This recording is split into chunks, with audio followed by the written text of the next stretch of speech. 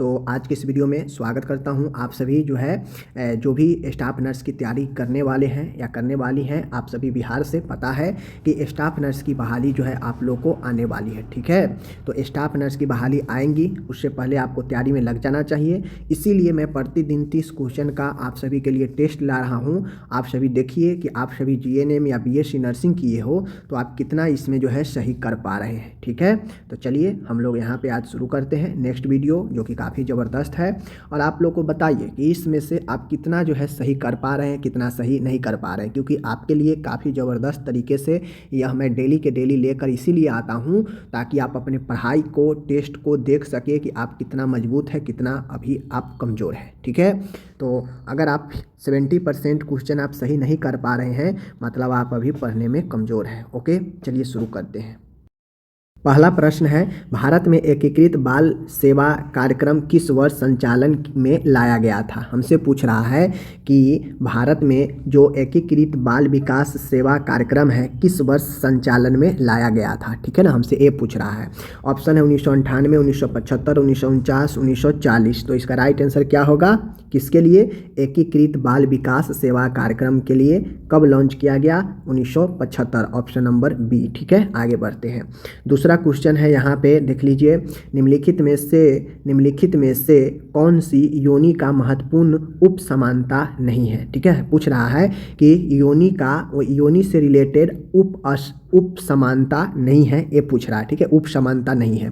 योनि छद अपसमानताएं, पटयुक्त गर्भाशय, संकीर्ण योनि द्वार, योनि अजनन, क्या है इसमें जो योनि से रिलेटेड महत्वपूर्ण नहीं है। ठीक है, हमसे ये पूछ रहा है, तो राइट आंसर क्या होगा, दूसरा का ए पटयुक्त गर्भाशय। गर्भाशय चूंकि यूट्रस को बोलते हैं, तो यूट्रस और योनि दोनों तो अपना अलग अलग है, भले यह आपका रिप्रोडक्टिव सिस्टम का पार्ट है दोनों, लेकिन मैं बता दूं गर्भाशय अलग है अपना और योनि अलग है। तो योनि छद, संकीर्ण योनि द्वार और योनि अजनन, ये तीनों आपका एक दूसरे से रिलेटेड हैं, बट ये गर्भाशय अलग है। ठीक है ना, आगे बढ़ते हैं। तीसरा क्वेश्चन है यहाँ पे, गाँवों की समग्र योजना तथा विकास के लिए कौन उत्तरदायी है। यानी गाँवों के विकास के लिए गाँव में जो योजना चलते हैं उसके लिए कौन उत्तरदायी है, ग्राम पंचायत, एनजीओ, उपकेंद्र या प्राथमिक स्वास्थ्य देखभाल केंद्र, कौन इसके लिए आपका उत्तरदायी है। गाँव में जो विकास होता है, गाँव में जो योजना चलता है उसके लिए कौन उत्तरदायी है, हमसे ये पूछ रहा है। ग्राम पंचायत, एनजीओ, उपकेंद्र, प्राथमिक स्वास्थ्य देखभाल। तो गांव में जो सेवा जो विकास योजना होता है वह आपके ग्राम पंचायत के द्वारा ये सारे चीज़ किए जाते हैं। ठीक है, आगे बढ़ते हैं। चौथा क्वेश्चन है यहाँ पे, निम्नलिखित में से कौन सा गृह दौरे का उद्देश्य नहीं है। गृह दौरा मतलब होम विजिट का उद्देश्य नहीं है, ये पूछ रहा है। परिवार को स्वयं के संसाधनों से विशिष्ट कौशल सीखने में मदद करना। सबसे महत्वपूर्ण चीज़ है कि जो परिवार है, परिवार को स्वयं के संसाधनों से विशिष्ट कौशल सीखने में मदद करना, गांव में परिवार के सदस्यों का सर्वेक्षण करना, परिवार को अपनी स्वास्थ्य समस्याओं को पहचानने तथा हल करने का आवश्यक स्वास्थ्य कार्रवाई करने में मदद करना। किसी नियमित दौरे की आवश्यकता नहीं होती है। तो माय डियर, मैं बता दूं कि चौथा का जो डी ऑप्शन है ये कोई मतलब नहीं बनता है। ये जो डी ऑप्शन है कह रहा है कि किसी नियमित दौरे की आवश्यकता नहीं है, जबकि होम विजिट में क्या होता है कि नियमित एक रेगुलर बेसिस पर विजिट होना चाहिए होम विजिट में। ठीक है ना, तो ये ऑप्शन डी इसका उद्देश्य नहीं है, बाकी यह तीनों होम विजिट का उद्देश्य है। ठीक है, आगे बढ़ता हूँ। पाँचवा क्वेश्चन है, पाँचवा क्वेश्चन क्या कहता है देख सकते हैं कि प्रसव के बाद RH निगेटिव माताओं को RH इम्यूनोग्लोबिन देने का प्राथमिक उद्देश्य निम्न में से किसका रोकथाम करना है। यानी प्रसव के बाद अगर RH निगेटिव माता है तो वैसे में RHLG यानी IG यानी RH इम्यूनोग्लोबिन देने का जो प्राथमिक उद्देश्य होता है वह किसके रोकथाम के लिए यह देते हैं, किसके, मातृ एनीमिया, नवजात से संबंधित पीलिया, भविष्य से एक्टोपिक गर्भधारण, नवजात शिशु का हेमोलाइटिक रोग। तो क्या होगा राइट आंसर, तो यह RH निगेटिव होने पर इसीलिए दिया जाता है ताकि नवजात शिशु को जो हेमोलाइटिक रोग है उसको रोका जाए। ठीक है, समझ गए। चलिए आगे बढ़ता हूँ। छठा क्वेश्चन है, सामुदायिक स्वास्थ्य टीमों में जो कम्युनिटी हेल्थ टीम होता है उसमें महामारी विज्ञानियों मतलब एपिडेमियोलॉजी की एक प्रमुख भूमिका क्या होती है। ठीक है, कम्युनिटी हेल्थ में आबादी में बीमारियों के पैटर्न और कारकों का अध्ययन करना, सही बात है। दंत परीक्षण आयोजित करना, प्रत्यक्ष नर्सिंग देखभाल प्रदान करना या फिर औषधियों का प्रबंध करना। किसका जो है इसका प्रमुख भूमिका होता है, एपिडेमियोलॉजी का प्रमुख भूमिका क्या है, ये पूछ रहा है।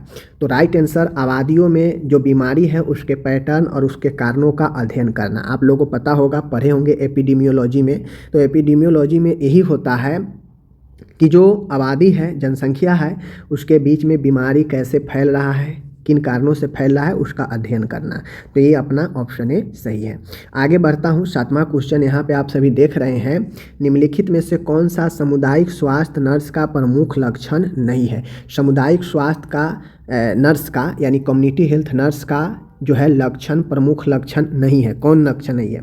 सामुदायिक गतिशीलता की एक मजबूत समझ प्रदर्शित करना, ये तो लक्षण है। सांस्कृतिक संवेदनशीलता और क्षमता प्रदर्शित करना, ये भी सही है। व्यक्तिगत रोगी देखभाल पर ध्यान केंद्रित करना, ये गलत है। किसी भी व्यक्ति को पर्सनली आप ट्रीट नहीं कर सकते हैं, ठीक है। उसको आपको सबको इक्वल मानकर आपको ट्रीट करना पड़ेगा। तो ऑप्शन जो है सी इसका लक्षण नहीं है, ध्यान दीजिएगा। आगे मैं बढ़ता हूँ, 8वां क्वेश्चन देखिए यहाँ पे ज़बरदस्त तरीके से। 8वां क्वेश्चन कहता है माय डियर कि प्री टर्म यानी समय से पहले उस प्रसव के रूप में परिभाषित किया जाता है जो गर्भधारण के कितने सप्ताह पहले शुरू होता है। यानी प्री टर्म किसे कहते हैं? समय से पहले जो बच्चा जन्म लेता है उसे हम लोग किस रूप में परिभाषित करते हैं? कितने सप्ताह? 34 सप्ताह, 40 सप्ताह, 37 सप्ताह और 42 सप्ताह। क्या राइट आंसर होगा? तो आप लोग को पता है 37 सप्ताह से पहले जो बच्चा जन्म ले लेता है उसे हम लोग प्री टर्म बेबी कहते हैं। ओके, आगे बढ़ता हूँ, 9वां नंबर का क्वेश्चन है। आप लोग देखिए यहाँ पे काफ़ी खूबसूरत प्रश्न है। प्रश्न कहता है कि निम्नलिखित में से किसके कारण रोगाणुरोधी प्रतिरोध पर महत्वपूर्ण जो है चिंता का विषय है, ठीक है ना। हमसे ये पूछ रहा है, देख लीजिए यहाँ पे। निम्नलिखित में से किसके कारण रोगाणुरोधी मतलब समझ रहे हैं कि जो एंटीसेप्टिक हो, प्रतिरोध पर, जो रोगाणुओं को विरोध करता हो, उसके इम्यूनिटी पर महत्वपूर्ण चिंता का विषय है। एंटीबायोटिक का अत्यधिक प्रयोग और दुरुपयोग, व्यायाम की कमी, टीकाकरण, उच्च कार्बोहाइड्रेट जो है आहार। क्या होगा राइट आंसर? तो देखिए, अगर आप जो है ज़्यादा अगर एंटीबायोटिक्स लेते हैं तो उसका प्रयोग तो है ही, साथ में आपको दुष्प्रभाव भी दिखाता है। तो ज़्यादा एंटीबायोटिक जो है लेना भी एक चिंता का विषय जो है दर्शाता है, समझ लीजिए। आगे मैं बढ़ता हूँ, 10वां क्वेश्चन है। Genital prolapse. जेनाइटल प्रोलैप्स के लक्षणों में शामिल हैं मूत्र त्यागने में परेशानी होना, पीठ दर्द होना, मल त्यागने में परेशानी होना, उपरोक्त में से सभी। तो जेनाइटल जो प्रोलैप्स होता है उसका जो लक्षण शामिल होता है उसमें मूत्र त्यागने में भी परेशानी होता है, पीठ दर्द भी होता है, मल त्यागने में भी परेशानी होता है। तो और इसलिए ऑप्शन डी राइट होगा। आगे बढ़ते हैं, 11 क्वेश्चन है, देख लीजिए यहाँ पे। गर्भ अवस्था के दौरान सर्विक्स में कौन सा परिवर्तन नहीं होता है? यानी गर्भ के दौरान, जब गर्भ रहता है उस दौरान जो ग्रीवा होता है सर्विक्स, उसमें कौन सा चेंजेज नहीं होता है? सर्विक्स कोमल हो जाती है, ये तो सही है। सर्विक्स मुंह के होठों की तरह महसूस होती है। सर्विक्स नीला रंग खराब हो जाता है। सर्विक्स नाक की टिप की तरह महसूस होती है। क्या इसमें जो है परिवर्तन नहीं होता है, ये बताना है। तो देखिए, सर्विक्स नाक की टिप की तरह महसूस होता है, ये बातें गलत है, ठीक है, ये ध्यान दीजिएगा। ये बाकी ये सब जो है परिवर्तन होता है, लेकिन ये वाला परिवर्तन नहीं होता है। आगे मैं बढ़ूँ, 12 क्वेश्चन है। गर्भ अवस्था के वह समय अवधि जिसे प्रथम तिमाही फर्स्ट ट्राइमेस्टर कहा जाता है। फर्स्ट ट्राइमेस्टर हम लोग किसे कहते हैं, ठीक है, सबसे पहले जानिए। फर्स्ट ट्राइमेस्टर जो होता है प्रथम 12 सप्ताह, प्रथम 5 से 6 सप्ताह, 13 से 28 सप्ताह और 29 से 40 सप्ताह। तो ध्यान दीजिएगा, फर्स्ट तिमाही जो होता है, प्रथम तिमाही, फर्स्ट ट्राइमेस्टर, वह प्रथम 12 सप्ताह जो है, इसको हम लोग फर्स्ट जो है तिमाही जानते हैं, ध्यान दीजिएगा, ठीक है। आगे बढ़ता, आगे क्वेश्चन है यहाँ पे, निम्नलिखित में से कौन सी संरचना जननांगों में शामिल है? यानी जननांग मतलब जो जनन देने में, वैसा अंग जो जन्म में शामिल होता हो वो जननांग होता है, जन्म देने वाला अंग, ठीक है। तो जन्म देने वाला जो अंग है प्रोस्टेट ग्रंथि है, ठीक है, ध्यान दीजिएगा। बार्थोलिन ग्रंथिया है, क्लाइटोरिस है, यूटेराइन ट्यूब है। तो जनन जो अंग है उसमें शामिल नहीं है कौन? तो यहाँ पे बताना है, ठीक है। तो 13 का राइट आंसर प्रोस्टेट ग्रंथि। जनन अंग में आपका महिलाओं से संबंधित यह तीनों है, लेकिन यह पुरुषों में होता है प्रोस्टेट ग्लैंड, जो कि यह जननांग में क्वेश्चन है, देख सकते हैं, हाइपोएस्पेडियास से ग्रसित व्यक्ति में क्या होता है। ठीक है ना, जो हाइपोएस्पेडियास से ग्रसित व्यक्ति होते हैं उसमें क्या होता है, शुक्राणुओं का उत्पादन नहीं होता है, योनि में शुक्राणुओं का संग्रह नहीं कर पाता है, मूत्र त्याग नहीं कर सकता है, योनि से ज़्यादा गहराई में शुक्राणुओं का संग्रह नहीं कर पाता है। इनमें से राइट आंसर क्या है ये बताना है। ठीक है, तो मैं आपको यहाँ पे बता दूं जानकारी के लिए कि जो हाइपोएस्पेडियास से ग्रसित व्यक्ति होते हैं वो क्या होते हैं, योनि से ज़्यादा गहराई में शुक्राणुओं का संग्रह नहीं कर पाते हैं। ठीक है, चीज़ों को ध्यान में रखिएगा। आगे मैं बढ़ता हूँ, आगे का क्वेश्चन है, 12 सप्ताह की गर्भधारण में गर्भाशय का आकार हो जाता है, कैसा हो जाता है। 12 सप्ताह के गर्भधारण के बाद जो गर्भाशय का आकार है वो कैसा हो जाता है, हमसे ये पूछ रहा है। ठीक है, मुर्गी के अंडे के बराबर, क्रिकेट की गेंद के समान, भ्रूण के सिर के समान, फुटबॉल के बराबर। तो मैं बता दूं कि जो 12 सप्ताह का गर्भधारण होता है उसमें जो गर्भाशय का आकार है वह जो शिशु का जो भ्रूण का सिर होता है ना, तो इसका राइट आंसर क्या होगा, भ्रूण के सिर के समान जो है आपका क्या होता है, ये अपना भ्रूण के जो सिर होता है ना उसके समान जो है गर्भाशय का आकार अपना हो जाता है। ठीक है, आगे मैं बढ़ता हूँ। नेक्स्ट क्वेश्चन है 16 नंबर, बर्थ के 6 माह बाद ब्लड फॉर्मेशन कहाँ से होता है, यानी जन्म के जो 6 महीने के जो बाद जो ब्लड का निर्माण होता है वो कहाँ होता है, अस्थि मज्जा, योलकैक्स, प्लीहा, यकृत, कहाँ पे होता है ये बताना है। तो आपको कमेंट करके इसका आंसर बताना है कि बर्थ के 6 माह बाद ब्लड फॉर्मेशन कहाँ से होता है। ठीक है ना, आगे मैं बढ़ता हूँ। 17 क्वेश्चन है, मिकोनियम का हरा काला रंग किस वर्णक द्वारा होता है, मतलब मिकोनियम जो होता है, सबसे पहले तो ये बताइए कि मिकोनियम क्या होता है। ठीक है, और यह मिकोनियम जो होता है हरा काला रंग किस वर्णक द्वारा होता है, बिलुबिरिन के द्वारा, ठीक है, बी इलिविरिडिन के द्वारा, उर्बिलिनोजेन के द्वारा, सभी। क्या होगा राइट आंसर, आपको मैं बता दूं कि जो मिकोनियम का हरा काला रंग जो होता है यह ऑप्शन नंबर जो है सी, ठीक है, ऑप्शन नंबर जो है बी। ठीक है, क्या होगा राइट आंसर, राइट आंसर होगा ऑप्शन नंबर जो है अपना बी। ठीक है, ऑप्शन नंबर बी, उर्बिलिनोजेन के कारण मिकोनियम का रंग हरा काला रंग का होता है। 18 क्वेश्चन है और अच्छा क्वेश्चन है, आप लोग देख लीजिए, बहुत अच्छा क्वेश्चन है।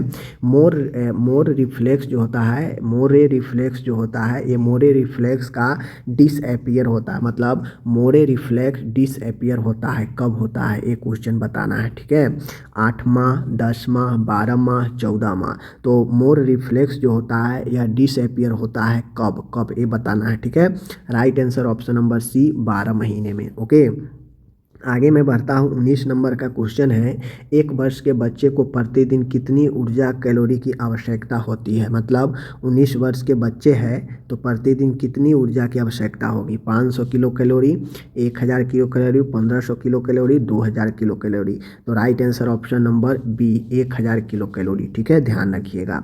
आगे है 20 नंबर क्वेश्चन, फ्लैग साइन पाया जाता है, फ्लैग साइन किस में पाया जाता है, दस्त में, टिटनस में, पेचिस में, पीईएम, पी मतलब समझते हैं, पीईएम, प्रोटीन एनर्जी माल न्यूट्रिशन। तो इसका right answer option number D. आगे मैं बढ़ता हूँ। 21 है, माल न्यूट्रिशन ग्रेड 2 कहते हैं जिसमें वजन समान से कम होता है, मतलब माल न्यूट्रिशन ग्रेड 2 किसे कहते हैं, जिसमें वजन जो होता है समान से कम हो जाता है, ये पूछ रहा है, ध्यान दीजिएगा। ठीक है, 70%, 71 से 70%, 51 से 60%, 78 से 90%। तो जो माल न्यूट्रिशन ग्रेड 2 होता है उसमें जो वजन कम होता है वह समान से कितना वजन कम होता है, तो समान से जो वजन कम होता है वह 51 से 60% वजन जो है सामान्य से, नॉर्मल से कम होता है माल न्यूट्रिशन ग्रेड 2 में। ओके, आगे है 22 नंबर है, क्वास्कियोर का कारण होता है, क्वास्कियोर का कारण कौन सा होता है, कैलोरी कुपोषण, प्रोटीन कुपोषण, वस्त्र कुपोषण, सभी। तो जो क्वास्कियोर होता है मैं बता दूं right answer option B, protein कुपोषण के कारण, प्रोटीन माल न्यूट्रिशन के कारण क्वास्कियोर होता है।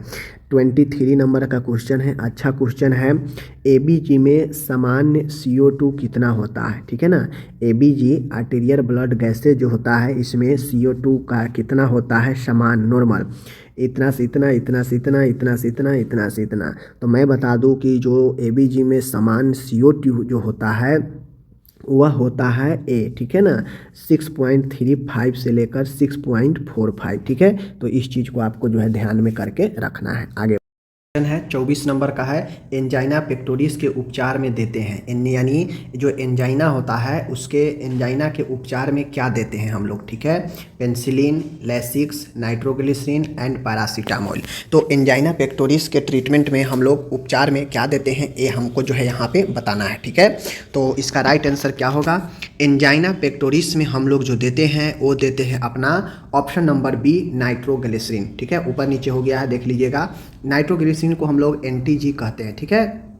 नाइट्रोग्लिसरीन को हम लोग एनटीजी कहते हैं, जो एंजाइना पेक्टोरिस में दर्द जो होता है, अचानक से तीव्र जो दर्द होता है उसको कम करता है, ठीक है।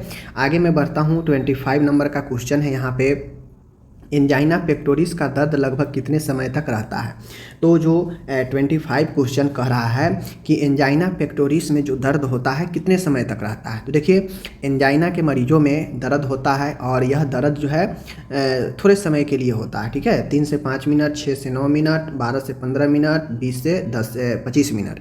तो राइट आंसर जो होने वाला है वो ऑप्शन नंबर बी, ठीक है। अगर आपको 5 से 10 मिनट ऑप्शन में है तो राइट आंसर जो है अपना यही होगा। इतना समय तक जो है दर्द रहता है एंजाइना पेक्टोरिस में, ठीक है। यह एक हार्ट का प्रॉब्लम है। 26 नंबर का क्वेश्चन है, सिगरेट पीने से हृदय गति का क्या प्रभाव पड़ता है। अगर कोई स्मोकिंग करता है तो इससे हृदय गति पर क्या प्रभाव पड़ता है, बढ़ जाती है, दोनों कम हो जाती है, दोनों होता है, या फिर जो है आपको पता नहीं है, ठीक है ना।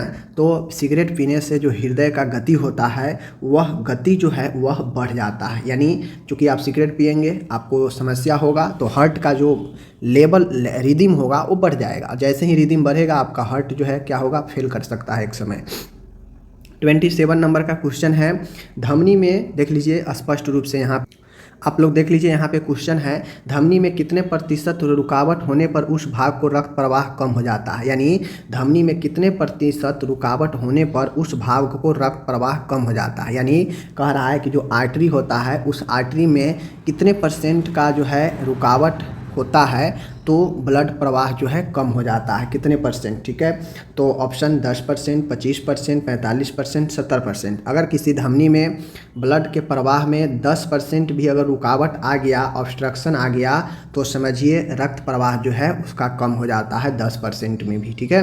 रुकावट कहने का मतलब है जैसे धमनी है, धमनी में कुछ चीज़ें जम गया यहाँ पे, ठीक है, यानी 10% भी चीज़ें अगर यहाँ पे हो जाएगा, जम जाएगा, तो जो है रक्त प्रवाह कमने लगता है, ठीक है। आगे है 28 नंबर का क्वेश्चन है, एंजाइना पेक्टोरिस वाले रोगी को नहीं लेनी चाहिए। एंजाइना के मरीज जो ग्रसित है उसको नहीं लेनी चाहिए। क्या नहीं लेनी चाहिए, कॉफ़ी, शराब, सिगरेट, उपरोक्त सभी। तो मैं आपको यहाँ पे क्लियर कर दूँ कि जो एंजाइना वाला मरीज है उसको आपको न कॉफ़ी लेनी चाहिए, न ही शराब लेनी चाहिए, न सिगरेट लेनी चाहिए, यानी ऑप्शन डी इसका राइट होगा, ठीक है। तीनों हानिकारक है। 29 नंबर का क्वेश्चन है, एंजाइना पेक्टोरिस के लिए लाभदायक जांच कौन सा है, ठीक है। एंजाइना के मरीजों के लिए लाभदायक जांच कौन सा है, हीमोग्लोबिन है, ईईजी है, ईसीजी है, ईएमजी है। तो राइट आंसर क्या होगा माय डियर, राइट आंसर क्या होगा, तो राइट आंसर जो है आपका ईएमजी इसका राइट आंसर होगा, ठीक है, याद रखिएगा एंजाइना के मरीजों के लिए। आगे बढ़ते हैं, आखिरी क्वेश्चन है 30 नंबर का, हृदयघात हार्ट अटैक के दर्द को कम करने के लिए प्रयोग की जाती है। अगर किसी को हार्ट अटैक हो तो उस दर्द को कम करने के लिए किसका प्रयोग करते हैं, पैरासीटामोल, एस्पिरिन, मॉर्फिन और एमॉक्सिसिलिन। तो मैं बता दूं पैरासीटामोल तो होगा नहीं, एमॉक्सिसिलिन होगा नहीं, तो राइट आंसर अपना या तो ये होगा या तो ये होगा। तो हम लोग जानते हैं कि मॉर्फिन तो होगा नहीं, ठीक है, तो इसलिए एस्पिरिन हार्ट के मरीजों के लिए हृदयघात में क्या करता है, ब्लड को पतला करता है, जिससे ब्लड सर्कुलेशन बेहतर होता है। तो ये ऑप्शन नंबर जो है आपका बी राइट होगा। तो इस प्रकार से मैंने यहाँ पे 30 क्वेश्चन क्लियर कर दिया। आप लोग कमेंट करके ज़रूर बताएं कि आप इस 30 में कितना सही कर पाए। ओके, धन्यवाद।